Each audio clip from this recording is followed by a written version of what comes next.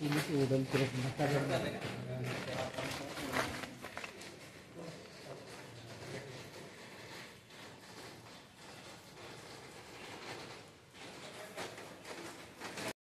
मालेगावचा भुईकोटचा आपण आता हे संपूर्ण दाखवत आहे। या ठिकाणी आपण पाहत आहात वरची रचना पहा।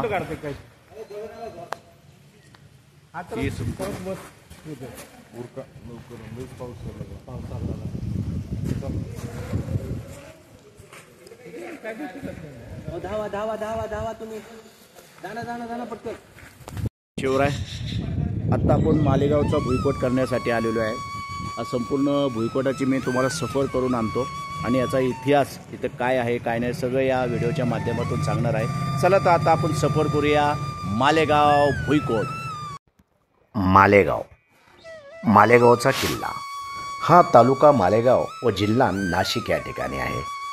इतिहासाचा वारसा जपणाऱ्या माळेगावात मोसम नदीच्या काठावर बडदंड असा किल्ला आहे। हा किल्ला मालेगावचा भुईकोट किल्ला म्हणून ओळखला जातो।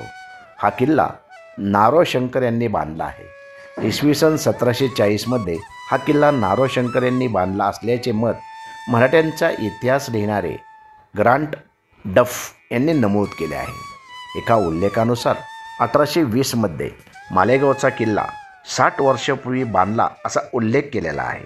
त्यानुसार हा किल्ला 1760 बांधला असावा असे दिसते। नारोशंकर हे सरदार होते। ते बराच काळ उत्तर भारतात होते। उदोजी पवार यांच्याकडे शिलेदार म्हणून असणारे नारोशंकर पुढे इंदूरचे सुभेदार झाले। त्यांनी ओरछा जिंकून घेतले। झाशीमध्ये 14 वर्षे त्यांचे वास्तव्य होते।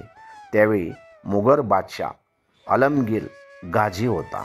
आलमगीर गाझी शिकारीच्या मोहीमेवर असताना नारोशंकर सोबत होते। बादशाने शिकारीच्या दरम्यान सिंहावर बंदुकीतून गोळी झाडली। ती गोळी हुकली। चवतालेल्या सिंहाने बादशावर झेप घेतली। नारोशंकर यांनी झेप घेणाऱ्या सिंहाला तलवारीने मारले।